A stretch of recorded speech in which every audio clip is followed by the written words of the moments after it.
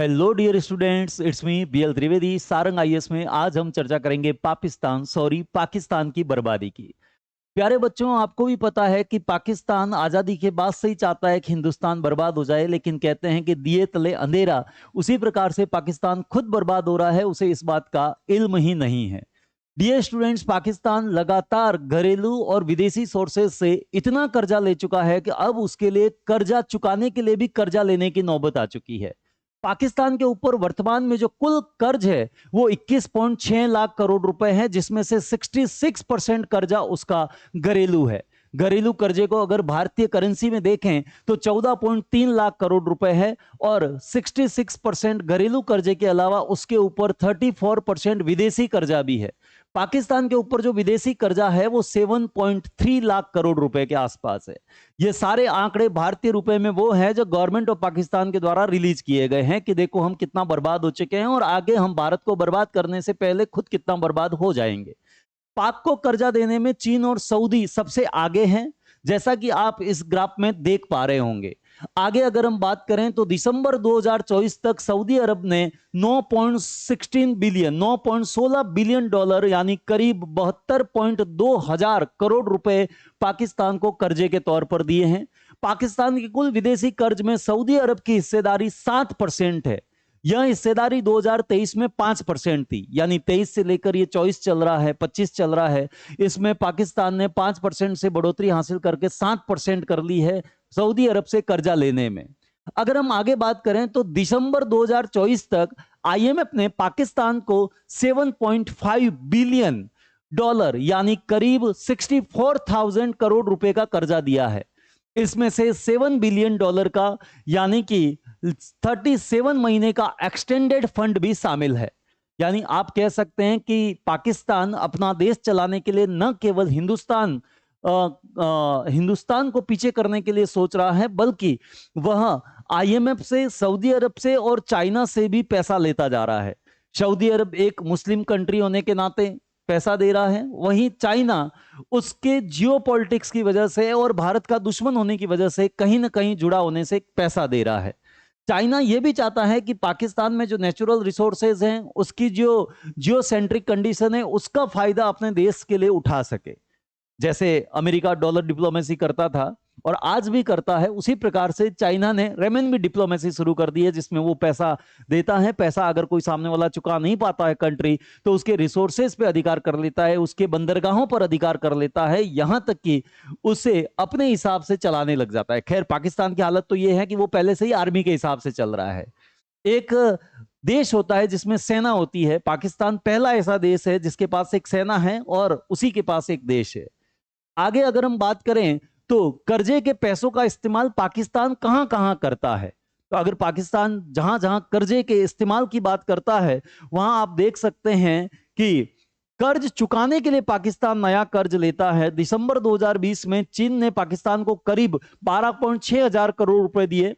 इसमें से पाकिस्तान ने सऊदी अरब को 8.4 थाउजेंड करोड़ रुपीज चुकाए।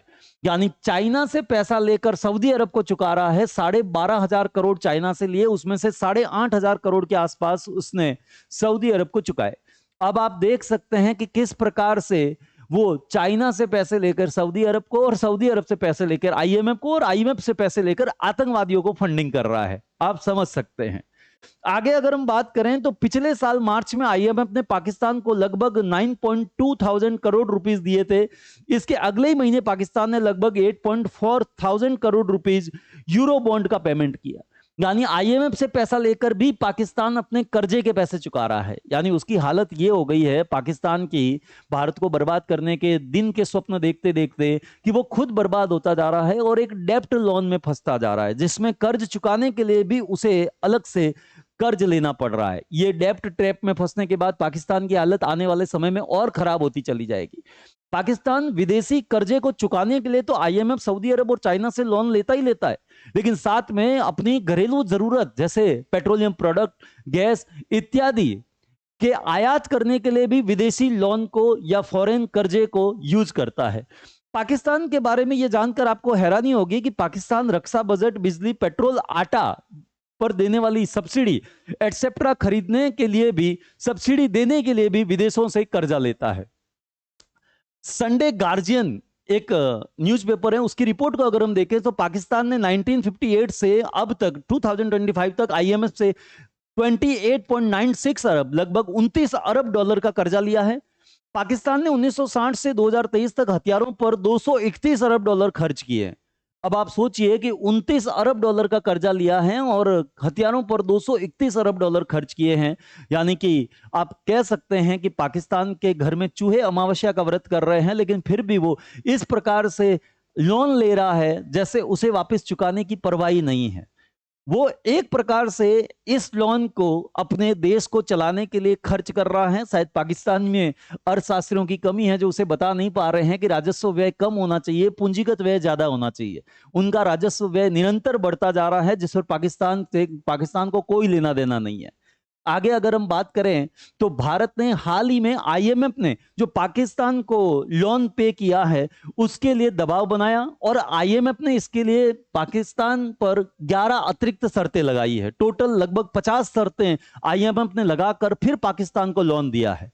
अगर हम भारत और पाकिस्तान के युद्ध के परिप्रेक्ष्य को देखें तो बर्बाद होते हुए पाकिस्तान ने अपने लिए यह कहा है कि government of Pakistan appeal to international partner for more loans offer after heavy loss infected by enemy amid escalating war and stock crash. We urge international partners to help de-escalate nation urge to remain steadfast.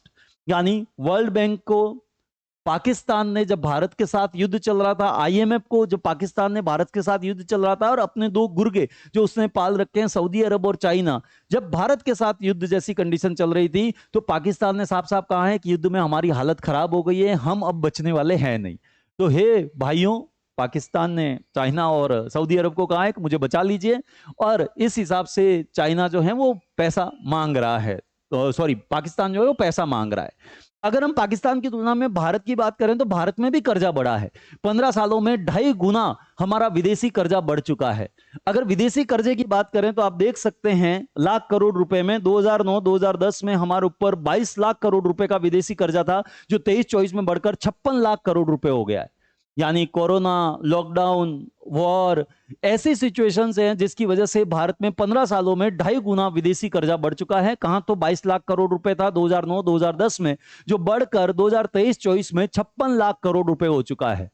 Bharat पर विदेशी कर्जे की अगर हम बात करें तो 60 लाख करोड़ कुल विदेशी कर्जा है भारत पर। भारत पाकिस्तान की तरह आर्मी को फंड करने या कर्ज चुकाने के लिए कर्जा नहीं लेता है, बल्कि देश के विकास के लिए, लोक कल्याण के लिए और सरकारी योजनाओं के लिए कर्जा लेता है। आप भारत के खर्चे की अगर बात देखें तो कोविड-19 महामारी के बाद भारत सरकार ने कई तरह की सब्सिडी भी दी है। 80 करोड़ लोगों को, जैसा कि माननीय प्रधानमंत्री ने कहा कि मुफ्त अनाज जो है लोगों को बांटा गया है। करीब 10 करोड़ से ज्यादा महिलाओं को उज्ज्वला योजना के तहत मुफ्त गैस सिलेंडर दिए गए हैं। भारत में करीब 9 करोड़ किसानों को सालाना 6,000 रुपए दिए गए हैं। पीएम आवास योजना के तहत 2 करोड़ लोगों को घर बनाने की आर्थिक सहायता दी है। तो आप समझ सकते हैं कि जहां पाकिस्तान आर्मी के लिए और आतंकवादियों को फंडिंग करने के लिए पैसा देता है, वही भारत सरकार पूंजीगत व्यय के तहत, लोक कल्याण के तहत, डेमोक्रेसी के लिए पैसा लेती है ताकि लोगों को अच्छी स्वास्थ्य, अच्छी शिक्षा दी जाए। Getting my point?